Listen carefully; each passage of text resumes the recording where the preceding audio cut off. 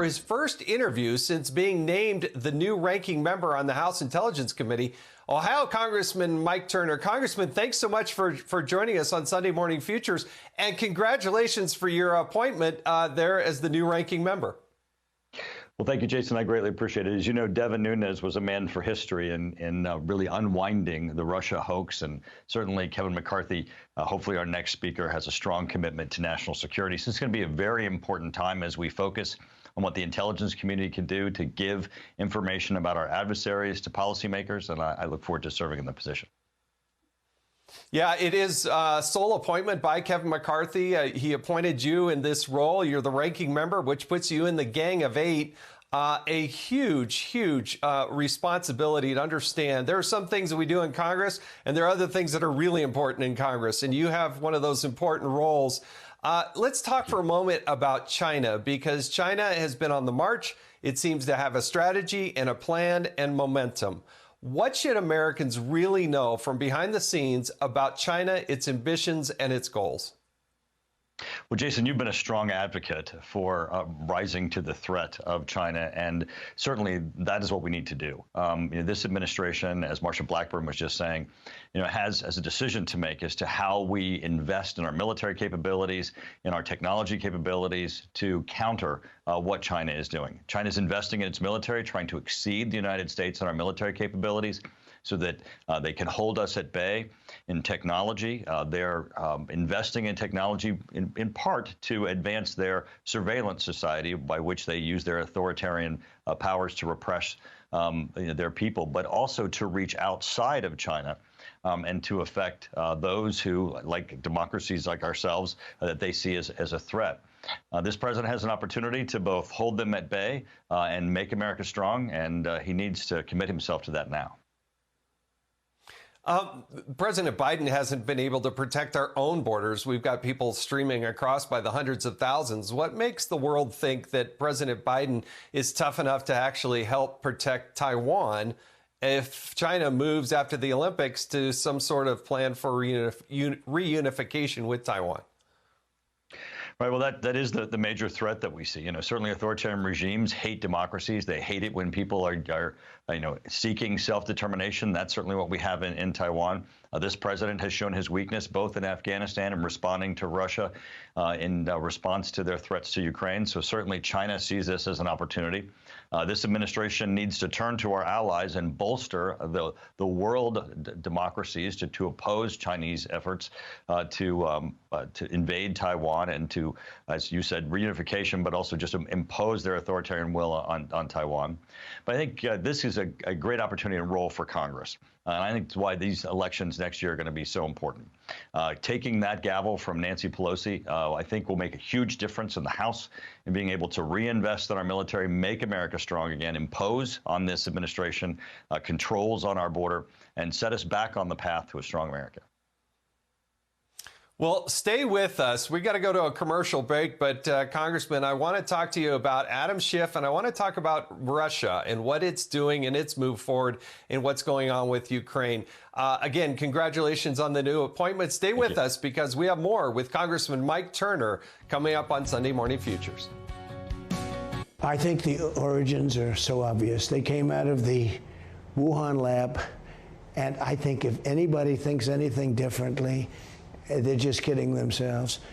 So you can ask, China has to pay. They have to do something. They have to pay reparations. And China doesn't have the money to pay those reparations.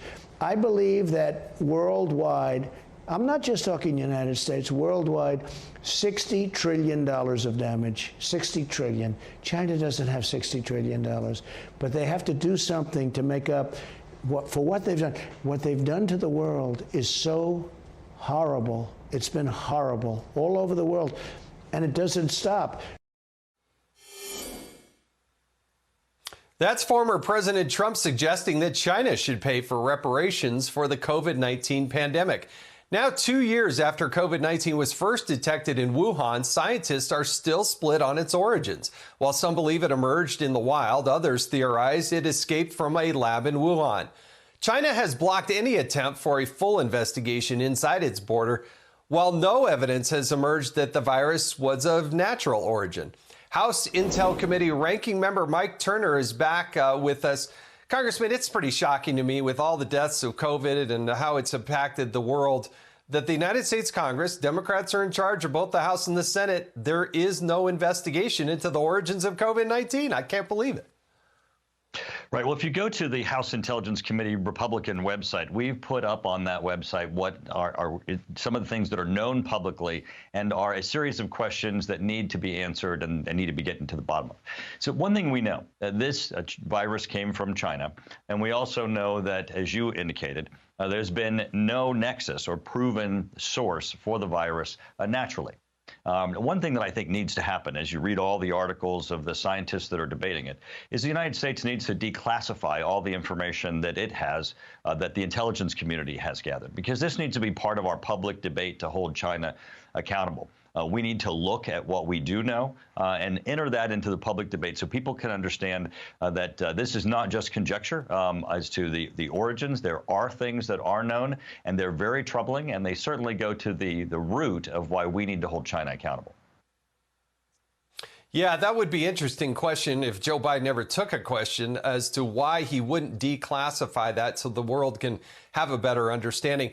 Congressman, we got to keep moving around the world because intel is far and wide in the few minutes we have together. I want to talk about Russia and Ukraine. What do you see happening there? What is the threat? Is Russia really pulling back, or are they on the verge of making a move and taking over more of Ukraine?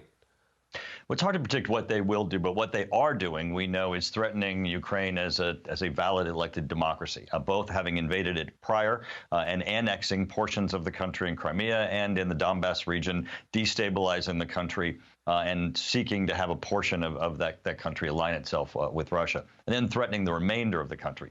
This is a real threat to NATO and the United States and certainly democracies. And the fact that Russia could be using tanks to change the map of the world against a democracy, I think, should be troubling to all of our allies. No, it absolutely should. And listen, I also need to ask you about your new role here as the ranking member. I think there's a lot of people that are anticipating that the House will take over control by Republicans in 2022, and you'd be the chairman of this important committee. But how in the world are you going to deal with Adam Schiff? I mean, my own personal belief, Adam Schiff and Eric Swalwell, I don't even know how they have security clearances.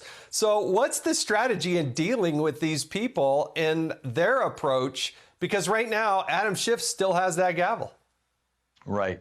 Well, Adam Schiff has largely been discredited. I mean, even across all media outlets, people understand that the information that he was leaking and even this public statements he was making did not comport to what we knew about the Russia hoax and what was happening in the Intelligence Committee. But I think what's really important here is that, Adam Schiff's use of both the Intelligence Committee and the intelligence community for political purposes and political gain really shows the whole risk of why we need to hold the intelligence community accountable. We give them powerful tools, both in technology and in ability to gather information about individuals. We need to make certain that there is a high level of accountability and oversight in the use of those tools, because in the wrong hands, it can be very detrimental to our society.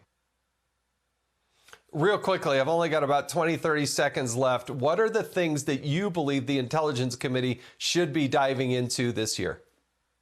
Our focus should be on what our adversaries are doing and making certain that the intelligence that we have about those adversaries gets in the hands of policymakers so America can rise to the occasion. Now, it's Congressman, it is a massive role to take on for retiring Devin Nunes. You've been selected by Kevin McCarthy.